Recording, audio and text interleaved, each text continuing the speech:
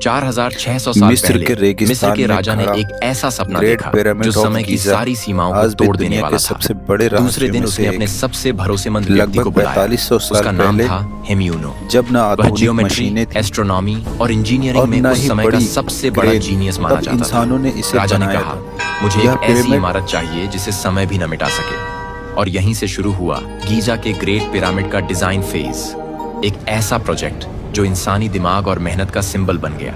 हेमियूनो ने अपनी टीम के साथ मिलकर एक परफेक्ट बहुत ही पिरामिड का आधुनिक ब्लूप्रिंट बनाना कारीगरी शुरू हुई। कर दिया। उनका टारगेट सिर्फ एक बहुत बड़ी इमारत बनाना नहीं था, खुफू बल्कि एक मिस्त्री का परफेक्ट एक स्क्वायर बनाना था। खुफू चाहता था कि शक्तिशाली पिरामिड राजा का था बेस जो बिल्कुल चाहता था नॉर्थ, कि उसकी साउथ, पहचान ईस्ट हमेशा और बनी वेस्ट रहे। की दिशा में हो। हेमियूनो ने पिरामिड को बनाने के लिए 3 टाइप के पत्थरों को चुना।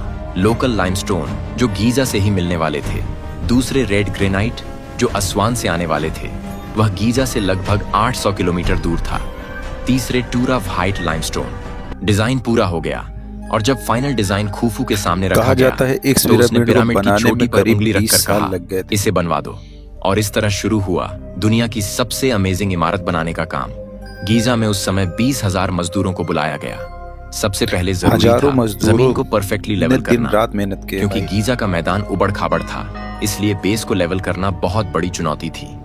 इसके लिए हेमियूनो के इंजीनियर ने मजदूर वाटर लेवलिंग गुलाम का नहीं एक थे, बेहतरीन बल्कि तरीका अपनाया, जिसमें पूरे प्रतिष्ठित साइड के चारों कारीगर ओर और छोटी किसान छोटी थे। मिट्टी की नालियां बनाई गईं। उसमें नील नदी का पानी भरा गया। जहां जमीन ऊंची थी वहां कॉपर चिजल और डोलराइट हैमर स्टोन से काटा गया और जमीन को नीचा करके लेवल लाया गया। नाइल नदी उसके के बाद किनारे जहां बड़े जमीन बड़े नीची पत्थर थी लगाए जाते वहां थे। रेड सैंड और कुछ छोटे पत्थर पत्थरों को डालकर भरा गया। कई महीनों की पत्थरों का मेहनत के बाद वजन बेस को 2 इतना से सटीक 15 बनाया टन गया तक होता था कि भाई। पूरे 5300 स्क्वायर मीटर एरिया में ऊंचाई का फर्क सिर्फ 2 सेंटीमीटर ही था।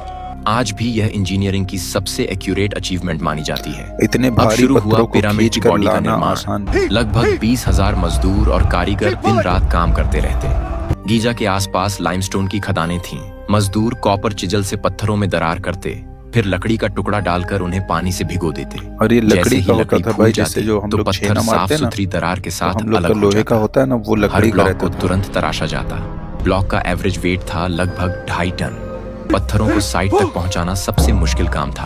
देखो मिस्र उन्हें में रख उस समय कर ऐसे कामों के रेत लिए पर ऊंट खींचा या जाता हाथी था। का इस्तेमाल नहीं होता था। बड़े बड़े पत्थरों को लकड़ी के स्लेज पर रखा रेत जाता। को गीला किया उसके जाता बाद था 50 से ताकि 100 घर्षण मजदूर कम हो मोटी रस्सियों से उसे और खींचते। पत्थर उनके आसानी आगे से की टीम रेत सरके। पर पानी डालती ताकि फ्रिक्शन कम हो जाए और स्लेज आराम से वैज्ञानिकों को सरके। एक पुरानी इसी तकनीक पेमेंट के कारण खींचने में पुरानी लगने वाली पेंटिंग में ताकत इसका 50% सबूत भी तक मिला कम है। हो जाती थी। धीरे धीरे बहुत सारे पत्थरों को साइट पर लाया जाता और फिर एक दूसरे के साथ जोड़ दिया जाता।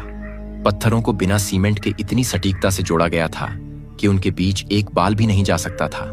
जैसे जैसे पिरामिड ऊंचा पिरामिड में होता लगभग गया, 23 लाख पत्थरों को पत्थर लगाए ऊपर ले गए जाना भाई। बहुत मुश्किल हो गया, क्योंकि एक एक पत्थर का हर वजन पत्थर को इतनी 25,000 से सटीकता 80,000 किलो रखा तक गया था। है कि उनके बीच लेकिन हेमियूनो ने इसका भी ब्लेड सॉल्यूशन भी सोच नहीं रखा घुस था। सकती। Ramp system. पहले सीधा रैंप बनाया गया। यह रैंप मिट्टी, छोटे पत्थर और जिप्सम से बनाए गए। ये इतने मजबूत थे कि हैवी से हैवी लोड भी सह सके। रैंप पर रस्सियों से पत्थरों को खींच कर ऊपर पहुंचाया जाता और एक्यूरेसी के साथ रखकर जोड़ दिया जाता। यार सबसे जैसे बड़ा जैसे सवाल ऊंचाई ये है बढ़ने कि लगी, पत्थरों को इतनी रैंप को ऊंचाई पिरामिड के चारों ऊंचाई तरफ तक घुमाया कैसे गया। पहुंचाया गया? हर नई परत के साथ रैंप की ऊंचाई भी आजकल बढ़ती तो जाती बहुत सी थी। बड़ी-बड़ी हर क्रैन रैंप मशीन पर होती है। सुपरवाइजर मौजूद उस रहते वक्त थे, ऐसा कुछ जो नहीं था भाई। मजदूरों को एक रिदम में काम करने का आदेश देते। जब पिरामिड आधा बन गया तब शुरू हुआ कुछ लोग अंदर के मानते कमरों हैं का कि काम। मिट्टी की ढाल उसमें सबसे खास रैंप था किंग्स बनाई चैम्बर, गई थी। जहां खुफू की बॉडी पत्थरों को रखी धीरे जाती धीरे थी। ऊपर खींचा इस जाता चैम्बर को बनाने के लिए सबसे मजबूत ग्रेनाइट ब्लॉक इस्तेमाल होने वाले थे। ग्रेनाइट ब्लॉक असवान में पाए जाते थे, जो गीजा से करीब 800 किलोमीटर दूर था। मजदूर रस्सियों से जैसे खींचकर जैसे इन्हें नील पिरामिड नदी के ऊंचा किनारे होता ले जाते होता और गया, फिर लकड़ी रैंप की भी बड़ी ऊंचा नाव पर चढ़ा देते। बनाया गया। नील पिरामिड नदी में का जब बाढ़ आकार आती चारों तो उस दिशाओं सीजन से में पानी भर बिल्कुल जाता सीधा था है। और नावें गीजा के करीब पहुंच जाती थीं। फिर वहां से पत्थरों को बड़ी मेहनत से उतारा जाता और स्लेज पर चढ़ाकर मजदूर खींचते। आगे की टीम रेत पर पानी डालती रहती और रेत को भिगोती रहती। ऐसे करते करते धीरे धीरे ये पत्थर पिरामिड की साइट पर लाए जाते।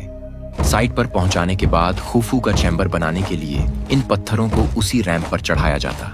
खुफू के किंग्स चैम्बर में लगभग 45 रेड ग्रेनाइट के पत्थर इस्तेमाल किए गए थे, जिनमें फ्लोर बनाने के लिए 9 पत्थर थे, जिनका वजन लगभग 15 से 20,000 किलो था।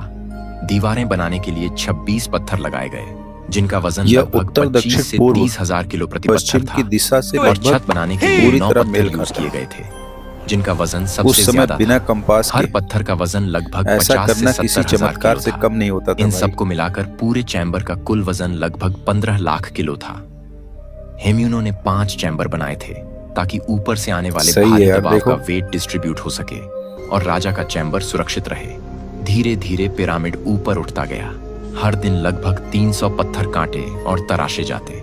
मजदूर अपनी फैमिली के साथ पिरामिड के आसपास ही रहने लगे थे, मानो एक पूरा गांव बस गया पिरामिड के हो। अंदर गुप्त रास्ते और सालों साल कमरे भी तक बनाए ऐसे गए ही थे। हर रोज काम चलता रहा। राजा के लिए अब एक पूरे विशेष पिरामिड का लगभग किंग्स सारा काम पूरा चैम्बर हो भी चुका था। था। बस अब इसे टूरा दीवारें लाइमस्टोन के सफेद मजबूत चमकदार ग्रेनाइट पत्थरों से कवर बनाई करना गई था, थी भाई। जो माना पिरामिड की जाता है बाहरी कि राजा चमकदार की लेयर के मृत्यु लिए के बाद इस्तेमाल उसे होने थे। ये यहीं पत्थर दफनाया टूरा गया नाम था। की जगह से लाए जाने थे, जो गीजा से लगभग 13 से 15 किलोमीटर दूर थी। वहां की लाइमस्टोन बहुत ही चिकनी, सफेद और फाइन क्वालिटी की थी और इसीलिए राजा की इमारतों और मंदिरों में भी यही इस्तेमाल होती थी। इन कीमती पत्थरों को खदानों से निकालने के लिए कारीगरों ने कॉपर चिजल और डोलराइट हैमरस्टोन का इस्तेमाल किया। फिर उन्हें सावधानी से लकड़ी की स्लेज पर रखा जाता और रस्सियों से खींचा जाता। उसके बाद उन्हें नील नदी के किनारे तक पहुंचाकर बड़ी नावों के जरिए गीजा तक लाया जाता। गीजा पहुंचने पर हर पत्थर को पिरामिड के एग्जैक्ट स्लोप के हिसाब से बहुत सटीक आकार में तराशा जाता, ताकि वह बिल्कुल सही एंगल पर फिट हो सके। कारीगर इन ब्लॉकों को सैंडस्टोन पॉलिशर से रगड़कर इतना स्मूथ कर देते कि वे आईने की तरह चमकने लगते। इसके बाद धीरे धीरे नीचे की परत से शुरू करते हुए इन टूरा लाइमस्टोन के पत्थरों को लगाया गया और ऐसे ही धीरे धीरे स्लेज से खींचकर पत्थरों को पिरामिड के ऊपर तक लगाया जाता।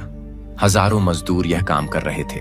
दिन रात ऊपर नीचे करते करते पूरे पिरामिड को सफेद पत्थरों से ढक दिया गया। इस पिरामिड को कवर करने के लिए लगभग 1.5 लाख टूरा लाइमस्टोन के पत्थर इस्तेमाल हुए थे। लगभग 20 साल तक काम करने के बाद वह समय आ गया था जिसका सबको इंतजार था, पिरामिड को उसका मुकुट पहनाने का।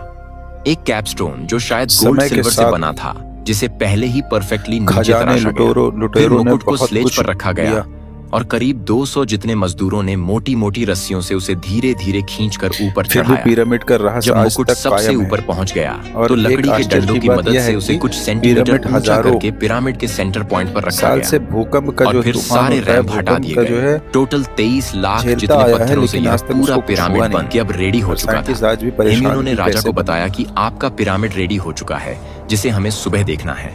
दूसरे दिन खुफू और सब लोग सूरज उगने का वेट कर रहे थे, क्योंकि अब वो पल आने वाला था जिसका सबको बेसब्री से इंतजार था। हेम्यूनो के फेस पर बेचैनी थी, लेकिन जैसे ही सूरज उगा और उसकी पहली किरण उस मुकुट पर पड़ी तो पूरा पिरामिड सोने की तरह चमक उठा, जिसे देख के खुफू बहुत खुश हुआ। कुछ लोग कहते हैं इसे एलियंस ने बनाया होगा, लेकिन वैज्ञानिक मानते हैं ये थी पिरामिड बनने की सच्ची कहानी। अगर आपको पसंद आई हो तो अपने दोस्तों को भी दिखाइए।